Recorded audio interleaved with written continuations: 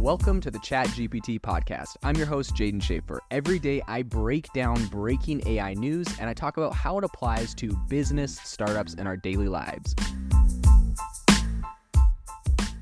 Are you interested in getting your AI business or product in front of thousands of tech professionals, investors, engineers, and managers every single day?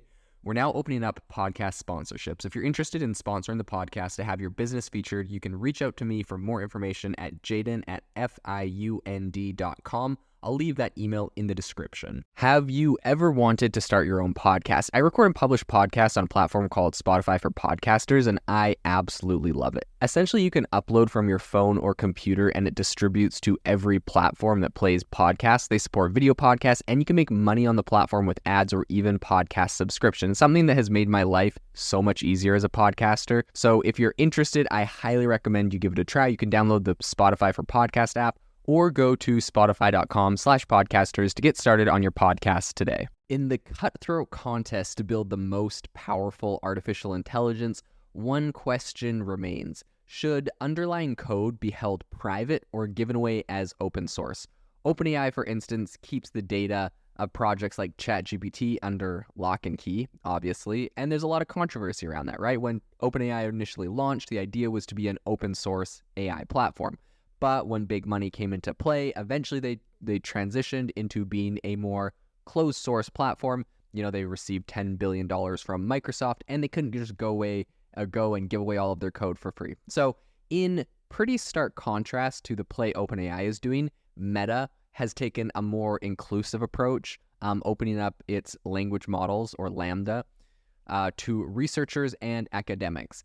However, change is starting to happen. The Financial Times recently indicated that Meta is on the verge of launching a commercial variant of Llama, and that businesses will be able to use this and tweak it and tailor it to their needs. This is a big piece of news because essentially up until this point, Meta has been really big in the AI space. They've been releasing a lot of research, a lot of open source projects, but they haven't really released a lot of, aside from the fact that they integrate AI into like their algorithms for recommendations on Facebook and Instagram and WhatsApp, they haven't really been putting a lot of AI tools out there that are exclusively, consumer or custom or, enterprise tools.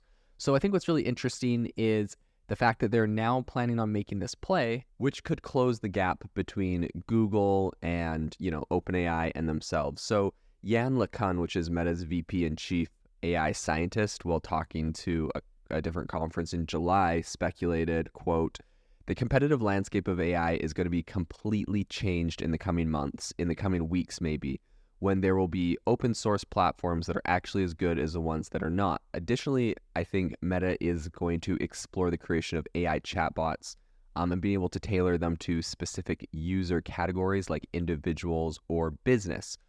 I think open source models, though beneficial in many ways, do come with some, drawbacks. Opening up AI to a broader populace, some would argue, could accelerate, learning due to the influx of data while also identifying bugs and security issues faster. However, some people also argue that these models could, risk misuse by actors with, less than noble intentions, which is a scenario that raises alarm bells for many within and outside the tech sphere. But to be honest, I think that inevitably, here's what people are concerned about is, North Korea, bad actors, different hackers all around the world are going to be using these tools to do all sorts of nefarious things, clone voices, do deep fake videos, use them to auto chat with people as, making like an auto chat that is using a cloned deep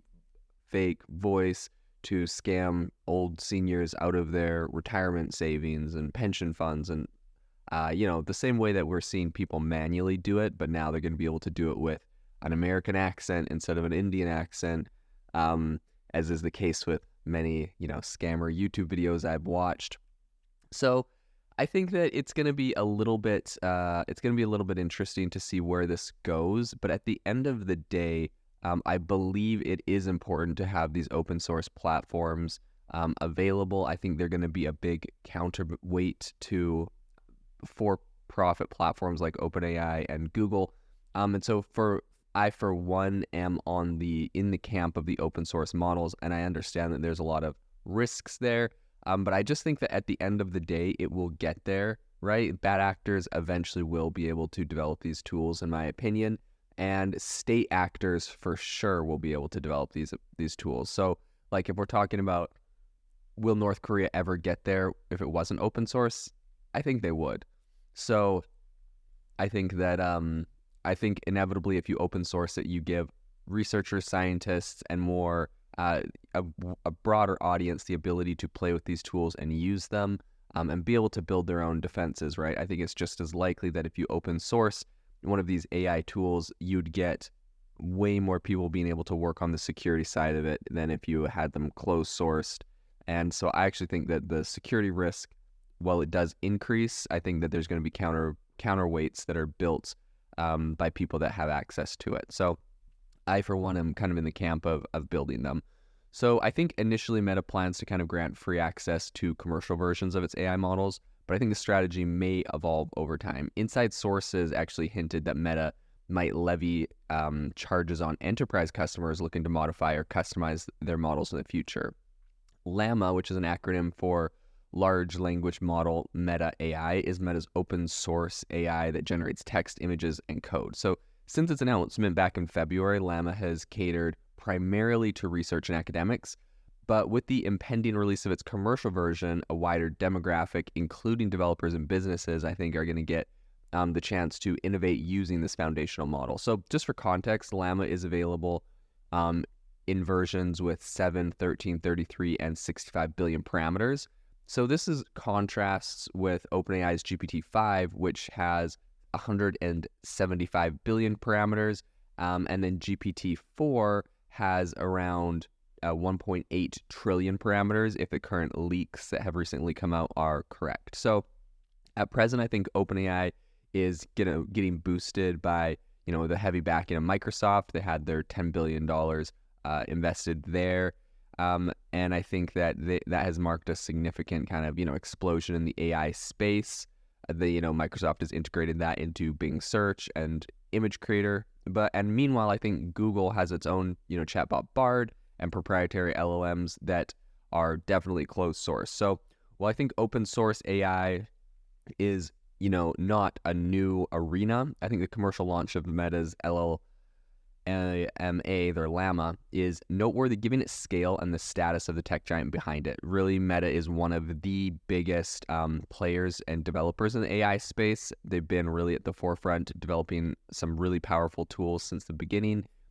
They've been purchasing and working on these tools for a number of years, and it goes back almost as far as some of the projects Google's been working on. So it would not surprise me if Meta came out with a really big play.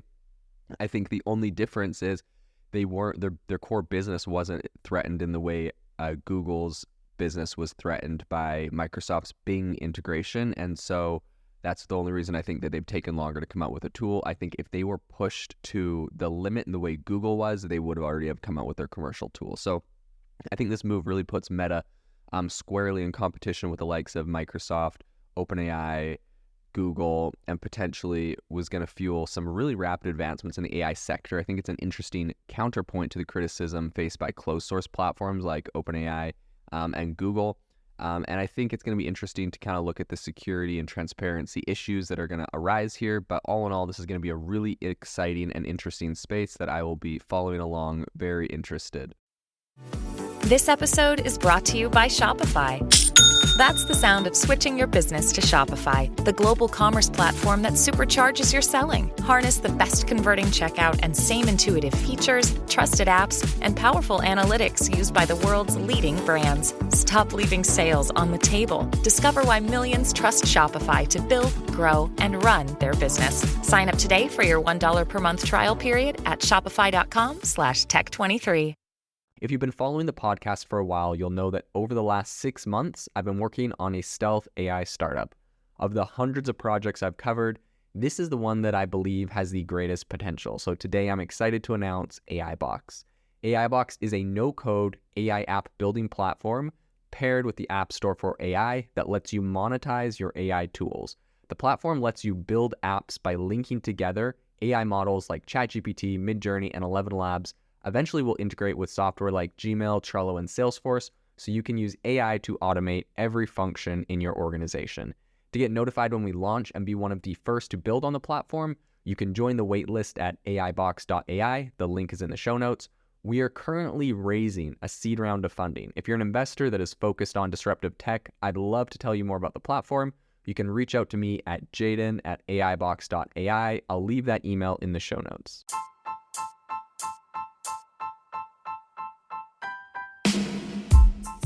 You've been listening to the ChatGPT podcast. Make sure to rate us wherever you listen to your podcasts and have a fantastic week.